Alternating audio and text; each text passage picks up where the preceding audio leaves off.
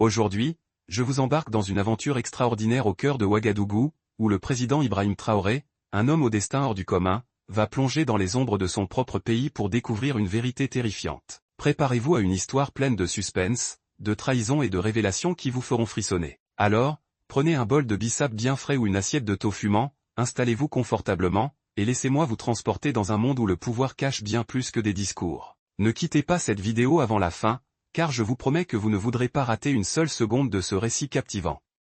Dans les rues animées de Ouagadougou, où les motos pétaradaient sous un soleil de plomb et où les marchés débordaient de couleurs et de cris, le président Ibrahim Traoré marchait incognito. Pas de costume taillé sur mesure, pas de cravate impeccable, pas même de garde du corps en uniforme rutilant. Juste une chemise blanche toute simple, un pantalon marron usé et une casquette enfoncée sur ses yeux sombres. Personne ne le reconnaissait, ni le boucher qui tranchait des morceaux de chèvre avec un couteau ébréché, ni la femme aux doigts agiles qui empilait des bananes mûres, ni les deux jeunes hommes poussant une brouette débordante de noms odorants. Il était invisible, un fantôme parmi la foule. Pourquoi le président du Burkina Faso se mêlait-il ainsi au peuple?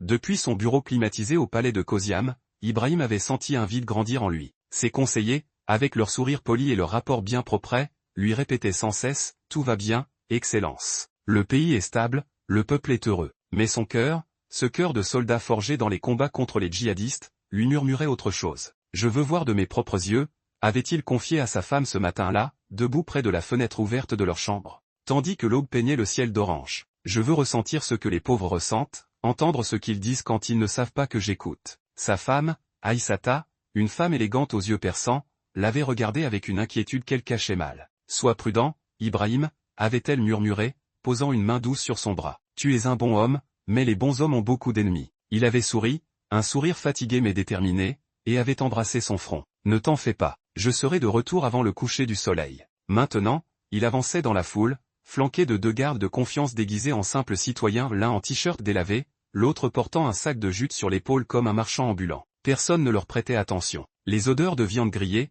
de poussière rouge et de fruits trop mûrs emplissaient l'air. Ibrahim écoutait les voix autour de lui, des marchands qui négociaient, des enfants qui riaient, des femmes qui se plaignaient du prix du mil. C'était la vie brute, sans filtre, loin des réunions interminables et des saluts protocolaires. Mais soudain, il s'arrêta net. Une voix aiguë perça le brouhaha, criant depuis un coin du marché. Alerte info. Danger au palais. Les traîtres veulent tuer le président Ibrahim Traoré ce soir. La voix venait d'un garçon d'environ 12 ans, perché sur une vieille caisse métallique rouillée. Il portait un short déchiré et un t-shirt taché de sueur et de terre. À côté de lui, un vieux poste radio rafistolé avec du fil de fer et du ruban adhésif crachotait des parasites. Le gamin agitait les bras comme un journaliste de terrain, un micro imaginaire à la bouche. Ennemi dans le gouvernement. Il prépare une attaque pendant une réunion secrète ce soir. J'ai les preuves, écoutez-moi. Quelques passants riaient, d'autres lançaient des pièces dans une tasse en plastique posée devant lui. La plupart le prenaient pour un gosse des rues jouant à faire sensation. Mais Ibrahim sentit son sang se glacer. Il s'approcha, jouant le rôle d'un curieux ordinaire, et murmura au garçon, « Eh, petit, d'où tu tiens cette info ?» Le gamin le dévisagea, méfiant. « Qui veut savoir ?» demanda-t-il, plissant les yeux. « Moi » répondit Ibrahim avec un sourire désarmant. « J'aime les nouvelles, mais celle-là, je l'ai jamais entendue. C'est une blague ?» Le garçon sauta de sa caisse, soudain sérieux. « Pas une blague, tonton. Je l'ai entendu moi-même hier soir sur ma radio à ondes courtes. Des hommes parlaient en code, mais j'ai tout compris. Ils ont dit, ce soir, c'est le moment. Et ils ont nommé le président. Je te jure. » Il baissa la voix et se pencha vers Ibrahim. « J'ai même enregistré ça. Tu veux écouter ?» Ibrahim sentit un frisson lui parcourir l'échine. « Oui, dit-il, la gorge sèche. » Le garçon fouilla dans un sac en plastique crasseux et en sortit un vieil enregistreur à cassette, rayé et poussiéreux, mais fonctionnel. Il appuya sur « Play ». D'abord, un grésillement, puis des voix étouffées mais nettes, « Il doit disparaître avant l'aube. Ce soir, pendant le conseil, on a des gens à l'intérieur. Les gardes seront avec nous. » Ibrahim reconnut une des voix à un timbre grave qu'il avait entendu des dizaines de fois dans les couloirs du palais. C'était quelqu'un de son propre cabinet, un proche, un homme qu'il avait salué la veille. Son cœur s'effondra comme une pierre dans un puits sans fond. Il fixa le garçon, les yeux écarquillés. « Tu sais qui ils sont ?»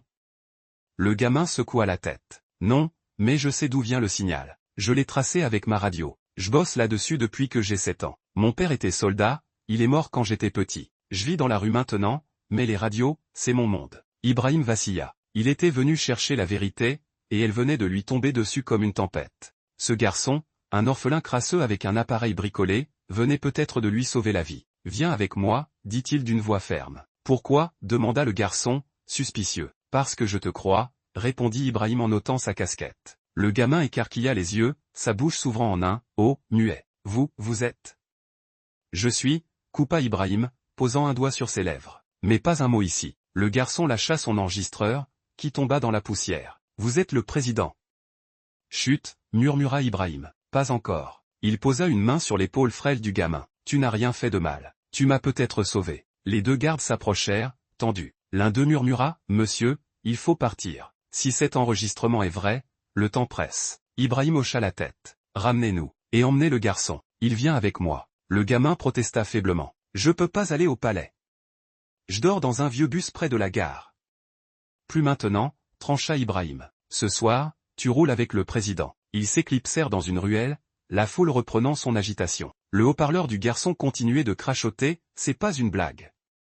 Le président est en danger. » Mais personne n'écoutait plus, sauf un homme, au fond du marché, qui sortit un téléphone et passa un appel silencieux, « C'est lui. Il sait. » Le convoi présidentiel fila comme une ombre à travers les rues de Ouagadougou. Pas de gyrophare, pas de sirène, juste un SUV noir qui slalomait dans les ruelles, évitant les regards. À l'intérieur, Ibrahim était assis à côté du garçon, qui serrait son enregistreur cassé comme un trésor. Le gamin, raide comme un piquet, fixait les sièges en cuir, la climatisation qui lui donnait la chair de poule, le tableau de bord luisant. « C'est réel » murmura-t-il. Ibrahim le regarda avec un sourire crispé. « C'est réel, petit. Tu es assis à côté de l'homme qu'ils veulent tuer. » Le garçon cligna des yeux. « Alors, quoi maintenant ? Vous allez les arrêter ? » « Pas encore, » répondit Ibrahim, les yeux rivés sur la vitre. « Si on agit trop vite, ils s'échapperont. Il faut les coincer ce soir, pendant la réunion. » « Quelle réunion ? » demanda le garçon, curieux. « Une réunion privée du conseil présidentiel. Seuls les ministres et les officiers de sécurité y assistent. C'est là qu'ils veulent frapper. » Les gardes restaient silencieux, mais leurs visages étaient des masques de tension. Ils avaient entendu l'enregistrement eux aussi. L'un d'eux brisa le silence. « Monsieur, il nous faut un plan. Ils n'attaqueront pas si vous n'êtes pas là. »« Je dois y être, » dit Ibrahim. « S'ils ne me voient pas, ils sauront qu'on les a démasqués. Mais cette fois, on sera prêt. » Il se tourna vers le garçon. « Comment tu t'appelles ? » « Ismaïl, » répondit-il timidement. « Eh bien, Ismaïl, » dit le président, « ce soir, tu fais partie d'une mission secrète. Tu as dévoilé un complot mortel, et pour ça, je te dois la vie. » Ismaïl resta muet, abasourdi. Lui, un gosse des rues qui n'avait jamais mangé à une vraie table, était maintenant mêlé à une bataille d'ombre avec le président du Burkina Faso. « Je peux demander quelque chose, » dit-il enfin. « Bien sûr, » répondit Ibrahim. « Pourquoi ils veulent vous tuer ?» Ibrahim fixa l'horizon un long moment avant de répondre. « Parce que j'ai défendu les pauvres. Parce que j'ai mis fin aux contrats pourris avec les compagnies étrangères. Parce que j'ai empêché quelques hommes puissants de piller notre pays. Et quand un leader devient un problème, ils veulent l'effacer. » Ismaïl baissa la tête. Il connaissait la misère, pas de maison, pas d'école, juste la rue, la poussière et une radio qui était devenue son seul ami. « Vous êtes pas comme les autres » murmura-t-il. « Non » admit Ibrahim. « Mais tout le monde n'aime pas le changement. » Le SUV franchit les grilles du palais. Tout semblait calme, trop calme. Ibrahim se précipita dans son bureau privé, Ismaïl et les gardes sur ses talons. Il appela son chef du renseignement, le commandant Sékou, un homme sec aux yeux perçants, l'un des rares en qui il avait encore confiance. Sékou écouta l'enregistrement, impassible. Quand les voix s'éteignirent, il fixa Ibrahim et dit simplement, « C'est réel. Tu reconnais les voix ?» demanda le président. Sékou hocha la tête. Le ministre de la Défense, peut-être le chef de la sécurité intérieure, et une autre voix que je ne place pas. Ibrahim sentit son cœur se serrer. Ces hommes avaient prêté serment de protéger la nation, partager son pain, rit avec lui. Surveille-les, ordonna-t-il. Mais pas d'arrestation pour l'instant. Qu'ils viennent à la réunion comme si de rien n'était. Sékou acquiesça. Et le garçon ? Ismaïl se tenait gauchement près d'une étagère, serrant toujours sa radio. Ibrahim s'approcha et posa une main sur son épaule. Il reste ici. Nourrissez-le, donnez-lui un lit. Il a fait plus pour ce pays ce soir que la plupart des politiciens en une vie. Ismaïl esquissa un sourire timide, plein de fierté. À mesure que la nuit tombait sur la ville, Ibrahim se prépara pour la réunion la plus dangereuse de son existence. Il enfila un gilet pare-balles discret sous sa chemise, ses gardes armés de pistolets silencieux. Sékou déploya des hommes en civil tout autour du palais. Mais une question brûlait dans tous les esprits, combien de traîtres se cachaient encore dans l'ombre ? À 22h45, la salle du conseil s'illumina. Des chaises furent alignées, du thé servi dans des tasses en porcelaine. Tout semblait normal. À 23h, les membres du conseil arrivèrent, souriant, échangeant des poignées de main chaleureuses. Mais parmi eux se trouvaient ceux qui tramaient un assassinat. À 23h10, Ibrahim entra, salué par des saluts impeccables et des sourires de façade. Il balaya la pièce du regard, repérant le ministre de la Défense, assis au bout de la table, sirotant son thé avec une nonchalance étudiée. Cet homme qu'il avait appelé « frère » avait dit sur la bande « il doit être fini avant l'aube ». La réunion débuta aux discussions sur la sécurité, le budget, les routes à réparer. Mais soudain, un murmure crépita dans l'oreillette d'Ibrahim. « Monsieur » chuchota Sékou, « on a un problème. » Un signal suspect émane de la salle. Quelqu'un transmet l'audio en direct à une source inconnue. « Il y a un espion ici. » Ibrahim se figea. Ce n'était pas juste un complot pour le tuer, c'était déjà en marche. Il scruta les visages. Qui était-ce? Le ministre de l'Agriculture, nerveux, grattait son cou. Le chef de la sécurité intérieure vérifiait sa montre sans arrêt. Le député à la Défense n'avait pas touché son thé. « Quel signal » murmura-t-il dans son micro. « Une transmission cachée » répondit Sékou. « On réduit la source. Ça vient de votre gauche. » Ibrahim tourna légèrement la tête. À sa gauche, le ministre de l'Agriculture, le ministre de la Défense, et le député à la Sécurité. 3 suspects. Puis, un mouvement attira son attention. Le ministre de la Défense renversa maladroitement sa tasse. En se penchant pour essuyer, le tissu de la table se souleva, révélant une lueur rouge clignotante dans sa veste d'un micro miniature. C'était lui. Calmement, Ibrahim pressa un bouton sur son stylo, signal convenu avec Sékou. Dehors, le commandant lança « Opération Blackout, maintenant ».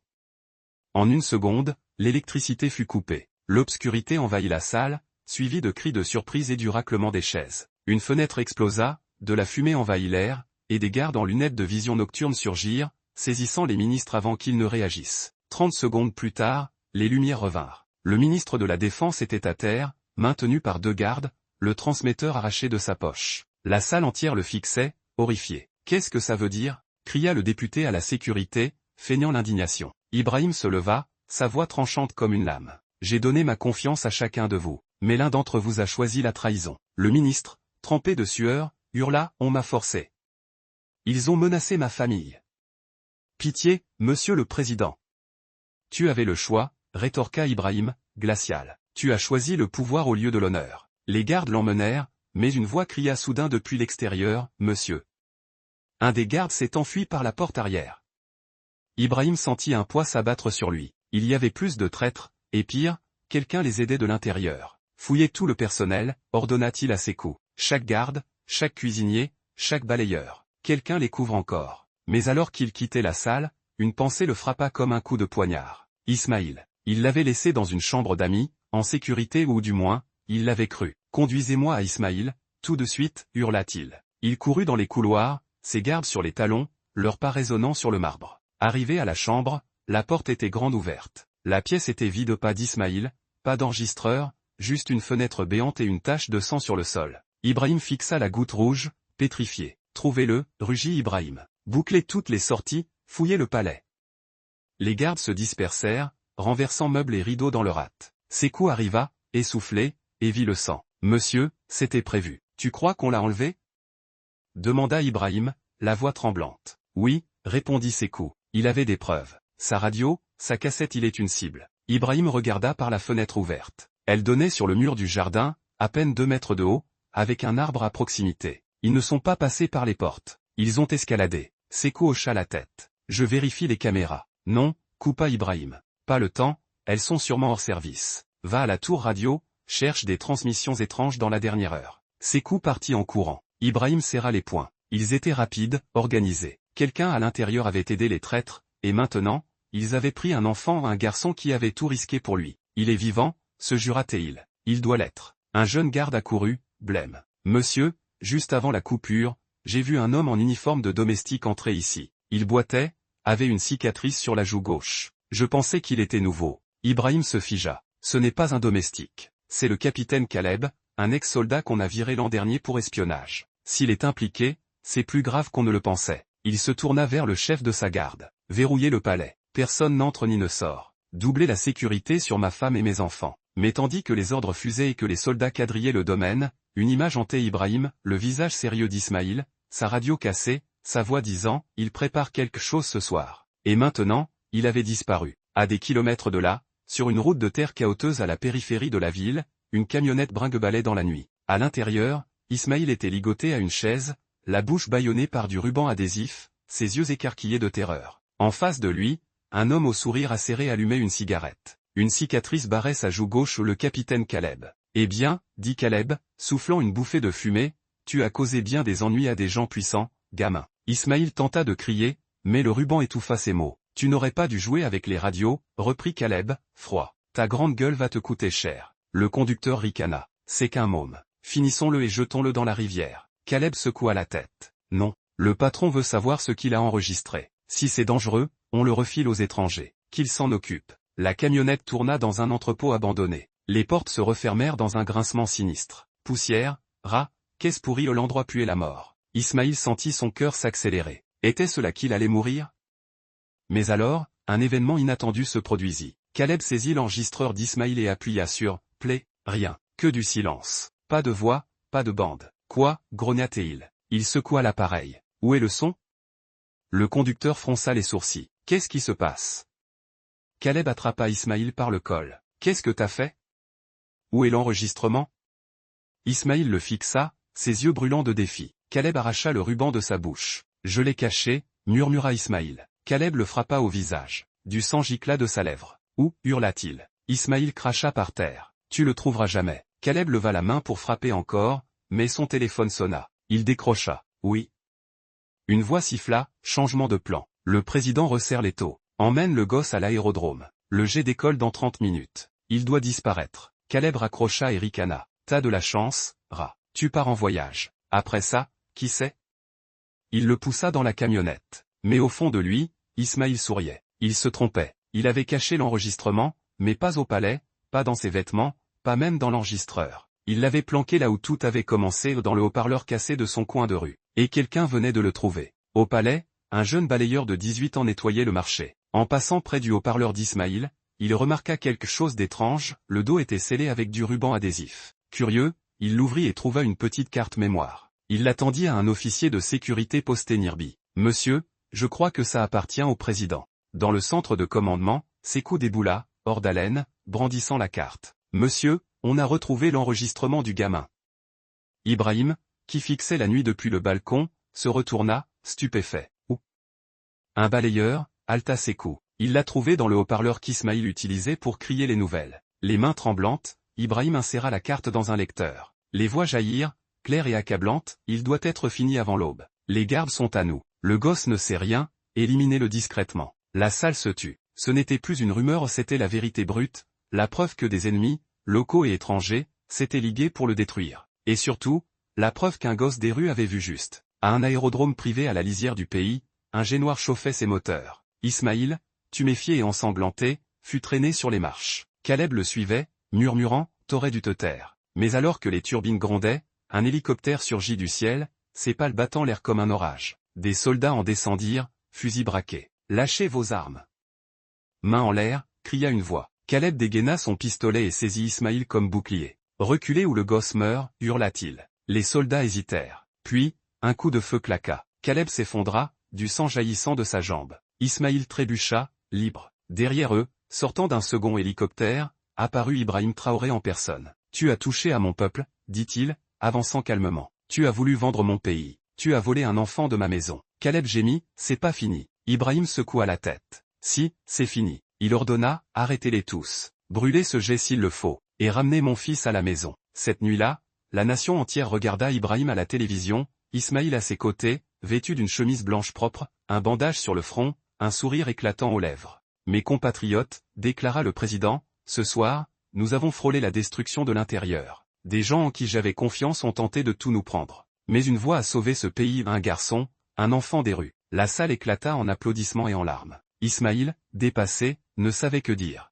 Ibrahim posa une main sur son épaule. Désormais, ce garçon fait partie de ma famille. Il est la preuve que la voix du peuple compte, peu importe sa pauvreté, peu importe son âge. Dans les semaines qui suivirent, des arrestations eurent lieu, des procès s'ouvrirent, des secrets sordides furent exposés. Mais quelque chose de plus grand naquit, le peuple se réveilla. Ibrahim créa la garde du peuple, une unité d'intelligence composée d'étudiants, de volontaires, de citoyens ordinaires formés pour dénoncer la corruption et protéger la nation. Au centre de tout cela, Ismaïl reçut une maison, une école, un avenir et plus encore, le respect. Il devint un symbole de courage, de vérité, du pouvoir d'une seule voix. Chaque dimanche, Ibrahim s'asseyait avec lui sur leur vieux coin de rue, écoutant la radio grésiller. Ça marche encore, demanda-t-il un jour, tenant le haut-parleur poussiéreux. Ismaïl sourit. Toujours, monsieur. Faut juste écouter attentivement. Ils rirent ensemble, et au loin, à travers les toits et les arbres, le Burkina Faso se dressait un peu plus haut ce jour-là, parce qu'un gamin des rues avait parlé et sauvé une nation. Et voilà, mes amis. Une histoire qui vous a tenu jusqu'au bout, j'espère. Likez, partagez, abonnez-vous, et activez la cloche pour ne rien rater. À bientôt pour une nouvelle aventure.